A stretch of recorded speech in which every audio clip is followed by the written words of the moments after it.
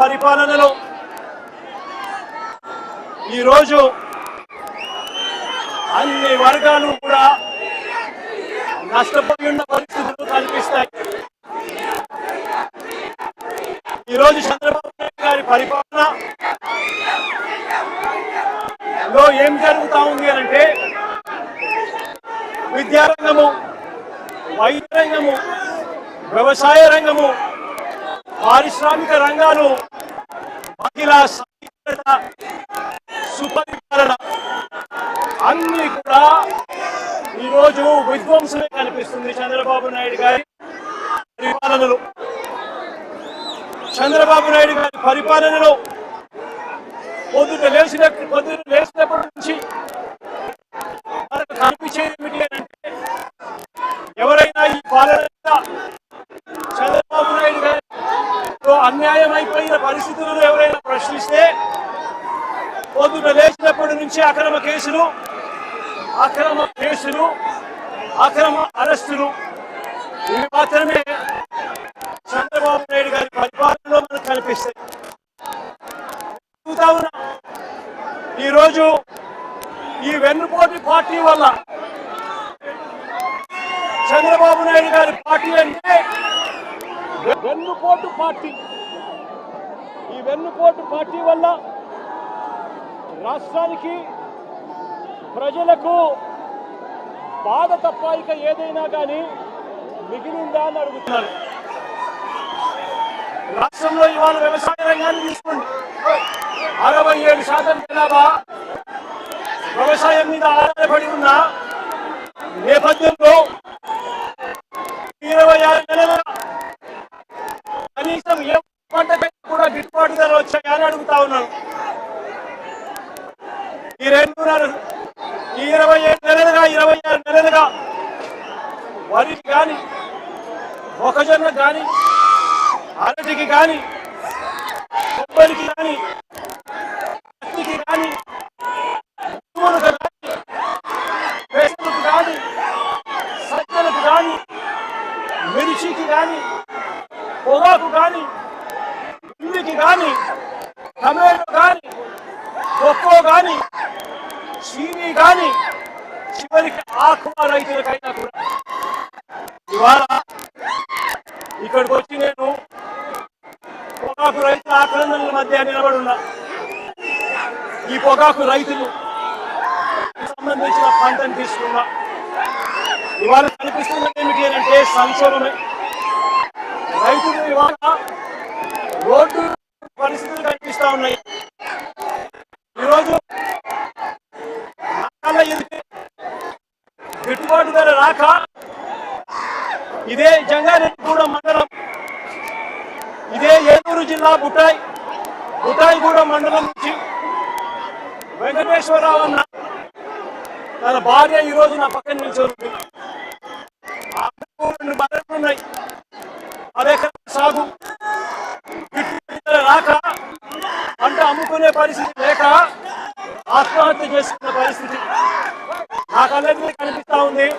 ఈ అమ్మ ఆక్రందన వినేదానికి కనీసం ఒక ఎంపీ, ఒక మంత్రి, కనీసం ఒక ఎమ్మెల్యే కూడా పరామర్శించలేదు. వాళ్ళు రేట్లు అన్యాయంగా పడిపోతా కూడా కనీసం పరామర్శ కూడా నోచుకోలేదు ఈ తల్లి. నేను అడుగుతా ఉన్నా,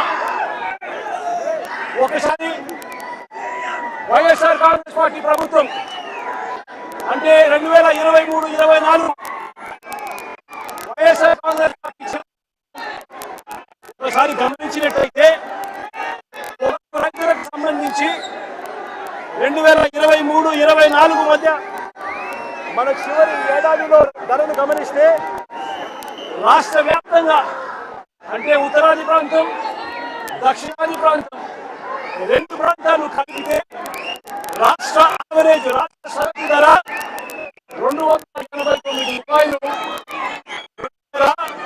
23-24 మధ్య కొనుగోలు జరిగాయి. హైయెస్ట్ రేటు 411 రూపాయల చొప్పున కొనుగోలు జరిగింది. నేను అడుగుతా ఉన్నా, ఈ విషయం నేను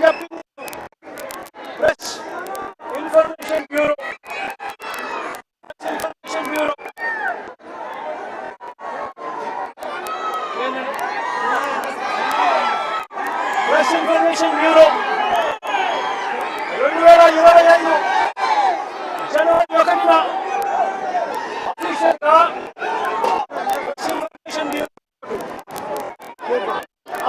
గా 2025 ముఖ్యమంత్రిగా ఉంటుండగా జనవరి 1వ తేదీకి 1వ తారీఖు అఫీషియల్ గా రిలీజ్ చేసింది. ఆ ప్రెస్ నోట్ లో చెప్పిన ఫిగర్లు ఇవి. 2023-24లో దక్షిణ ప్రాంతం, ఉత్తరాది ప్రాంతాలు రెండు ప్రాంతాల యావరేజ్ 289 రూపాయలు చొప్పున 2023-24లో రాష్ట్ర రైతులకు లభించింది అని. అదే మాదిరిగా హైయెస్ట్ రేటు 411 రూపాయలకు కొన్నట్టుగా నిర్ధారిస్తూ ప్రెస్ ఇన్ఫర్మేషన్ బ్యూరో అఫీషియల్ గా రిలీజ్ చేసిన ప్రెస్. నేను అడుగుతా ఉంటే డేటాతో సహా నేను ఈ వివరాలన్నీ కూడా చెప్తా ఉంటే కేంద్ర ప్రభుత్వానికి సంబంధించి రిలీజ్ చేసిన డాక్యుమెంట్ ను ప్రజెంట్ చేస్తా ఉంటే ఈ రోజు పరిస్థితి ఒకసారి గమనిస్తే ఇవాళ దక్షిణాది ప్రాంతం, ఉత్తరాది ప్రాంతం యావరేజ్ రేటు రెండు ప్రాంతాలది కలిపితే కూడా రేటు కేజీకి 214 రూపాయలు మాత్రమే ఈ రోజు రైతులకు దొరుకుతా ఉంది. అంటే ఎక్కడ 289 రూపాయల యావరేజ్ రేటు, ఎక్కడ 214 రూపాయలు యావరేజ్ రేటు అని చెప్పి ఈరోజు గట్టిగా చంద్రబాబు నాయుడు గారు ప్రభుత్వాన్ని నిలదీస్తా ఉన్నారు. అంటే ప్రతి రైతు కూడా ఎకరాకు 35 రూపాయలు చెప్పున కేజీకి నష్టపోతా ఉన్నాడు. అప్పుడు రేట్లతో ఇవాళ పోలిస్తే ఇదే ఉత్తరాదిన, ఇదే దేవరపల్లిలో, ఇదే గోదావరి జిల్లాలో 2023-24లో వైఎస్ఆర్సీపీ ప్రభుత్వ హయాంలో సగటు ధర 326 రూపాయలు పలికింది యావరేజ్ రేటు. ఇవాళ ఇదే ఉత్తరాదిన ఇవాళ సగటు ధర 236 రూపాయలు మాత్రమే పలుకుతా ఉన్న పరిస్థితి ఇవాళ రాష్ట్రంలో కనిపిస్తూ ఉంది. నేను అడుగుతా ఉన్నా, ఒకవైపున చూస్తే ఎరువుల దగ్గర నుంచి ప్రతిదీ కూడా ఈ 2 సంవత్సరాలుగా రైతులకు పెట్టుబడి ఖర్చులు పెరుగుతూ ఉన్నాయి. మరోవైపు చూస్తే రైతులకు 2023-24 అంటే 2 సంవత్సరాల కింద వచ్చిన రేట్లు కూడా ఇవాళ రైతుకు రాని పరిస్థితి కనిపిస్తూ ఉంది. మరోవైపు చూస్తే ఒకవైపున రేటు లేదు, మరోవైపున చూస్తే కొనుగోలు చేసే కార్యక్రమం కూడా జరగడం. ఇదే ఉత్తరాదిన ఈ ప్రాంతంలో 83 మిలియన్ కేజీల పొగాకు పండితే 105 రోజుల వేలం అయిపోయిన తర్వాత కూడా కొనుగోలు చేసింది కేవలం 10 మిలియన్ కేజీలు మాత్రమే. అంటే కేవలం 12% మాత్రమే పండించిన పంటలో కొనుగోలు చేసిన పరిస్థితి రైతన్నకి ఇవాళ ఇక్కడ ఉత్పన్నం అవుతా ఉంది. ఇదే ఏరియాకు సంబంధించి టొబాకో బోర్డు గ్యారంటీ ఇస్తూ ఖచ్చితంగా కొనుగోలు చేస్తామని చెప్పి లిఖితపూర్వకంగా రాసిచ్చింది 49.70 మిలియన్ కేజీలు టార్గెట్గా నిర్ధారించి లిఖితపూర్వకంగా కొంటాము అని రాసిచ్చింది. వాళ్ళు కొంటామని చెప్పిన తర్వాతనే రైతులు పంటలు వేశారు.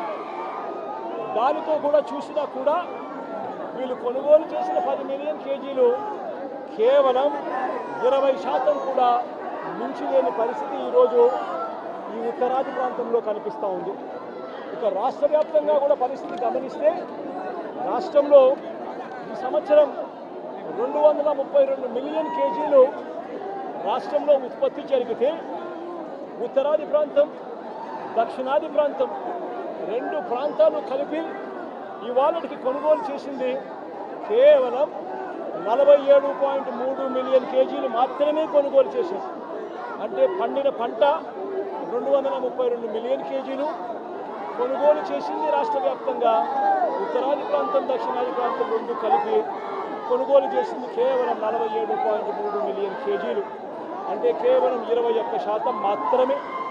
నేను అడుగుతా ఉన్నా, వీళ్ళ మాటలు నమ్మి మాటలు నమ్మి వారు లిఖితపూర్వకంగా ఇచ్చిన హామీ మేరకు 142 మిలియన్ కేజీలు మేము కొనుగోలు చేస్తాము, మీరు పంట వేయండి అని చెప్పి వాళ్ళు చెప్పిన నేపథ్యంలో వేసిన పంట కొనుగోలు సైతం ఒక్కసారి బేరీజు వేసుకుంటే వీళ్ళు కొంటామన్నది 142 మిలియన్ కేజీలు, కొనింది చివరకు 47.3 మిలియన్ కేజీలు మాత్రమే.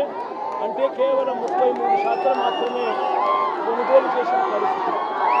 మరో వంక 105 రోజులు, వేలం రోజులు దాటిపోయిన పరిస్థితి కనిపిస్తూ ఉన్నాయి.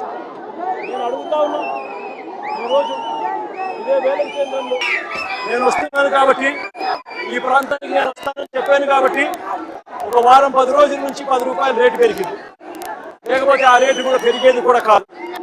అలాంటి సిండికేట్ పరిస్థితుల మధ్య జరుగుతూ ఉంది. హైయెస్ట్ రేటు చూస్తే 242 రూపాయలు కొన్నారు.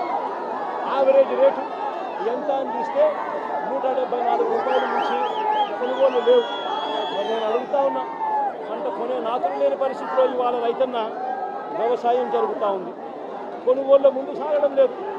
ఎక్కడ చూసినా కూడా కనీసం 30% నుంచి 40% రిజెక్ట్ జరుగుతూ ఉన్నాయి. లో బిడ్స్ వేస్తూ ఉన్నారు, రిజెక్ట్ చేస్తూ ఉన్నారు. రైతన్న ఈ సిండికేట్తో రైతన్న తీవ్రంగా నష్టపోతూ ఉన్న పరిస్థితులు కనిపిస్తూ ఉన్నాయి. ఇక్కడ దళారీ వ్యవస్థ పెట్టలేకపోయి మొత్తం కొనుగోలుదారులంతా సిండికేట్ అయినా కూడా ఒక్కరిని కూడా బ్లాక్ లిస్ట్ చేయలేదు చంద్రబాబు నాయుడు గారి గవర్నమెంట్. ఒక్కరిని కూడా అరెస్ట్ చేయలేదు చంద్రబాబు నాయుడు గారి గవర్నమెంట్. ఒక్క రైతుకి కూడా భరోసా ఇచ్చే కార్యక్రమాలు ఒక్కటంటే ఒక్కటి కూడా చేయలేదు చంద్రబాబు నాయుడు గారు. అదే మన గవర్నమెంట్లో గతంలో ఇలాంటి పరిస్థితులే ఉత్పన్నమైతే వెంటనే వైఎస్ఆర్సీపీ ప్రభుత్వ హయాంలో అప్పట్లో మార్కెట్ను రంగప్రవేశం చేయించాం. మార్కెట్ ఫ్లోర్ మీదకి వచ్చి కొనుగోలు చేయడం మొదలుపెట్టింది. ఎప్పుడైతే మార్కెట్ వచ్చి కొనుగోలు చేయడం మొదలుపెట్టిందో అప్పుడు రైతులకు మార్కెట్ వచ్చి కొనుగోలు చేయడం మొదలుపెట్టడం వల్ల ప్రతి గ్రేడ్కు ప్రారంభ ధరను నిర్ణయించింది. కంపెనీల మధ్య పోటీ పెరిగింది. దీనివల్ల రేట్లు పెరిగాయి, రిజెక్ట్స్ తగ్గాయి, లో బిడ్స్ తగ్గాయి. ఇది గతంలో జరిగింది. అప్పట్లో వైఎస్ఆర్సీపీ ప్రభుత్వ హయాంలో 3,000 కోట్ల రూపాయలతో ధరల స్థిరీకరణ నిధి తీసుకొని వచ్చి 7,800 కోట్ల రూపాయలు పంటలు కొనుగోలు 5 సంవత్సరాలలో జరిపి రైతన్నకు ఇబ్బందులు వచ్చిన ప్రతిసారి కూడా గవర్నమెంట్ తోడుగా ఉండే కార్యక్రమాలు చేయడం జరిగింది. కానీ నేను ఇవాళ అడుగుతా ఉన్నా, కానీ చంద్రబాబు నాయుడు గారి ప్రభుత్వం ఇవాళ చేస్తూ ఉన్నది ఏమిటి అని అంటే దళారీలతో రాజీ పడిపోయింది.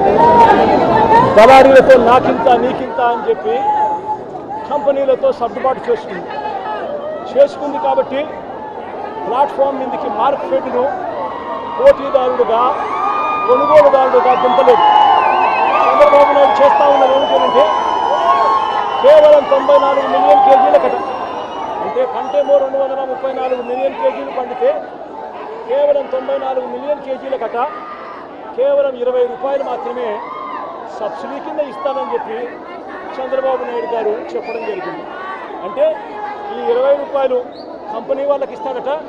అంటే కంపెనీ వాళ్ళు రైతులకు ఇప్పుడు ఇచ్చే రేటు కూడా తగ్గించి 20 రూపాయలు తగ్గించి అమ్ముకునేదానికి చంద్రబాబు నాయుడు గారు దారులు తెలిసారు. ఇదొకటి కాదు, చంద్రబాబు నాయుడు గారు కేవలం 94 మిలియన్ కేజీలు మాత్రమే కొనుగోలు చేస్తానని చెప్పడం వల్ల 232 మిలియన్ కేజీల ఉత్పత్తి అయిన నేపథ్యంలో తాను 94 మిలియన్ కేజీలు మాత్రమే పండిస్తానని చెప్పిన నేపథ్యంలో మిగిలిన పంట తాను కొనను అని చెప్పడం కూడా జరిగింది.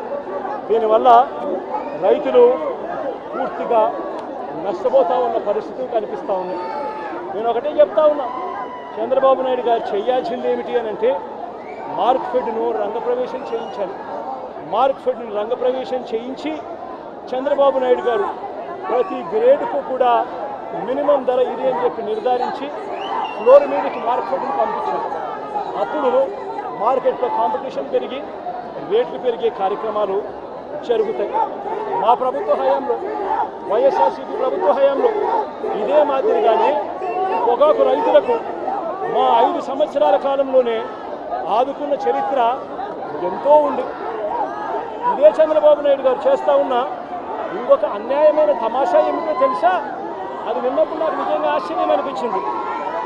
పొగాకు రైతులకట కష్టాల్లో ఉన్నారని ఆయన ఇప్పుడు గమనించాడట. అందుకే 50,000 రూపాయల వరకు వడ్డీ లేని రుణాలు 3 ఏళ్ల పాటు ఇస్తాడట. నేను అడుగుతా ఉన్నా, అయ్యా చంద్రబాబు నాయుడు గారు, వైఎస్ఆర్సీపీ ప్రభుత్వ హయాంలో గతంలో 1,00,000 దాకా సున్నా వడ్డీ పథకం ఉండేదయ్యా.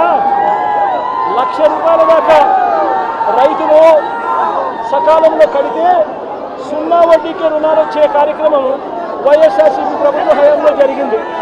84,66,000 మంది రైతులకు 2,050 కోట్ల రూపాయలు సున్నా వడ్డీ కింద ఇచ్చి రైతులను ఆ 5 సంవత్సరాల్లో ఆదుకున్న చరిత్ర వైఎస్ఆర్సీపీ. మరి ఏందయ్యా ఈ డ్రామాలు? సున్నా వడ్డీ పథకాన్ని రద్దు చేశావు, రైతులకు రద్దు చేశావు, మహిళలకు సున్నా వడ్డీ పథకాన్ని రద్దు చేశావు, అందరినీ రోడ్డు మీద పడేసి ఇప్పుడు రైతులను ఆదుకోవాల్సిన సమయంలో ఒక కొత్త పథకం తీసుకొచ్చినట్టుగా 50,000 అట సున్నా వడ్డీకి అట ఇక పండగ చేసుకోండి అని చెప్పి డ్రామాలు ఆడుతూ ఉన్నాం. ఇంతకన్నా దౌర్భాగ్యమైన ప్రభుత్వం ఎక్కడైనా ఉంటుందా అని చెప్పి చంద్రబాబు నాయుడు గారిని గట్టిగా నిలదీస్తూ అని అడుగుతా ఉన్నాం. ఇదే చంద్రబాబు నాయుడు గారు అన్ని విధాల రైతులను అన్యాయం చేశారు. ఈ 2.5 సంవత్సరాలుగా ఈ పెద్ద మనిషి చంద్రబాబు నాయుడు గారు పిఎం కిసాన్కు అదనంగా ప్రతి రైతు కుటుంబానికి 20,000 రూపాయలు చొప్పున అన్నదాత సుఖీభవ అని పేరు పెట్టి ఇస్తానన్నాడు. ఈ 3 ఏళ్ళకు కలిపి చంద్రబాబు నాయుడు గారు 20,000 3 ఏళ్ళు అంటే 60,000 ఇవ్వాలి. ఇచ్చింది కేవలం 19,000 మాత్రమే. అంటే మిగిలిన 41,000 ఎగరగొట్టి పైగా 7 లక్షల మంది రైతులకు ఈ జాబితా నుంచి తొలగించేశాడు. కౌలు రైతులను తీసేశాడు. ROFR పట్టాలున్న గిరిజనులు సైతం ఈ పథకం నుంచి తొలగించేశాడు చంద్రబాబు నాయుడు గారు. వైఎస్ఆర్సీపీ ప్రభుత్వ హయాంలో ఉన్న ఉచిత పంటల బీమా పథకాన్ని చంద్రబాబు నాయుడు గారు రద్దు చేశాడు. ఏ సీజన్ ముగిసేలోగా, ఏ సీజన్లో పంట నష్టం జరిగినా ఆ సీజన్ ముగిసేలోగానే వైఎస్ఆర్సీపీ ప్రభుత్వ హయాంలో ఇచ్చే ఇన్పుట్ సబ్సిడీ కార్యక్రమం ఇవాళ రద్దు చేశాడు చంద్రబాబు నాయుడు గారు. మోంతా తుఫానుకు సంబంధించి 9 నెలలు అవుతా ఉన్నా కూడా ఇవాళకి కూడా బాధిత రైతులకు ₹1 కూడా ఇన్పుట్ సబ్సిడీ ఇచ్చిన దాఖలాలు లేవు చంద్రబాబు నాయుడు గారు ప్రభుత్వం. ఇదే పెద్ద మంది చంద్రబాబు నాయుడు గారు రైతులకు గతంలో అందే సున్నా వడ్డీ పథకాన్ని రద్దు చేశారు. ఉద్దేశపూర్వకంగా రైతు భరోసా కేంద్రాలను నిర్వీర్యం చేశాడు. ఈ క్రాప్ వ్యవస్థను నిర్వీర్యం చేశాడు. టెస్టింగ్ ల్యాబ్లను నిర్వీర్యం చేశాడు. రైతులకు అవసరమైన ఎరువులు సైతం ఈ 2 ఏళ్లలో విపరీతమైన రేట్లకు పెరగడమే కాకుండా మరోవైపున బ్లాక్లో దళారుల దగ్గర రైతులను కొనుగోలు చేయాల్సిన అద్భుతమైన పరిస్థితిలో ఈరోజు రాష్ట్రంలో వ్యవసాయ రంగం ఉంది. నేను అందుకే చెప్తా ఉన్నా, చంద్రబాబు హయాంలో గిట్టుబాటు ధరలు వచ్చింది. కేవలం ఏ రైతుకు గిట్టుబాటు ధరలు రాలేదు.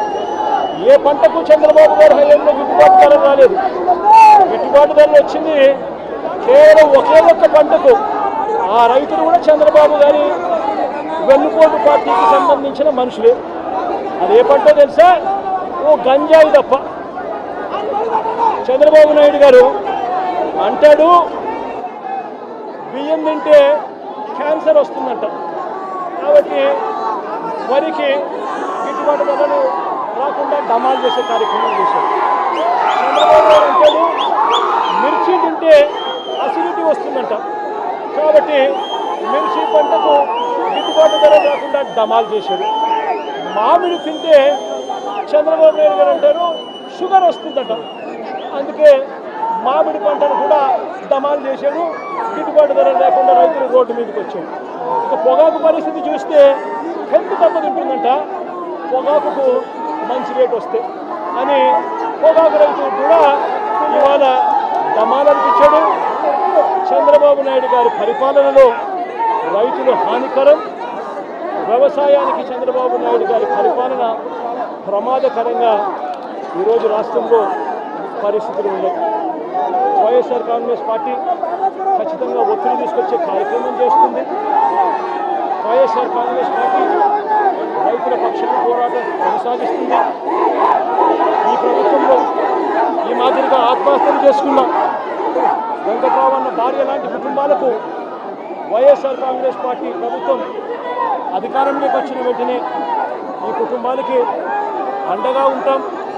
ఇది ప్రభుత్వం తప్పిదం కాబట్టి, ప్రభుత్వం స్పందించాల్సిన సమయంలో స్పందించడం లేదు కాబట్టి, ఇవ్వాల్సిన ఎక్స్గ్రేషియా 7 లక్షల రూపాయలు ఇవ్వడం లేదు కాబట్టి, ఇవ్వని కారణంగా ఆ 7 లక్షలకు డబల్ చేసి ప్రభుత్వం తప్పు అని చెప్పి ఒప్పుకొని అధికారుల చేత లెంపలే ఇచ్చి ఈ తల్లికి మన ప్రభుత్వం వచ్చిన తర్వాత మంచి జరిగిస్తాము అని కూడా ఖచ్చితంగా చెప్తా ఉన్నాను.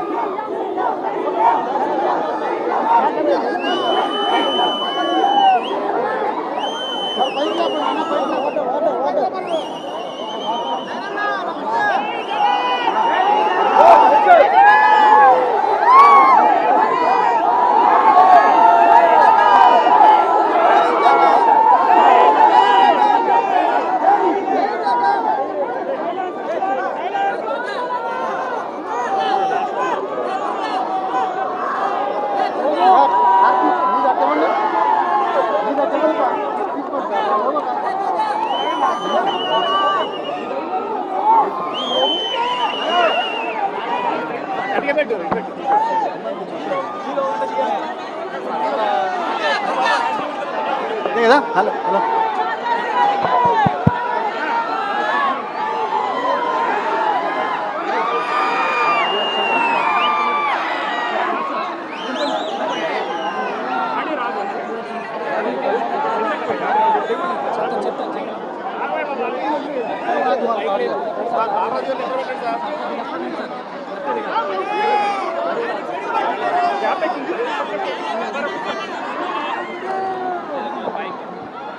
This is the farmer from Buthaigudam.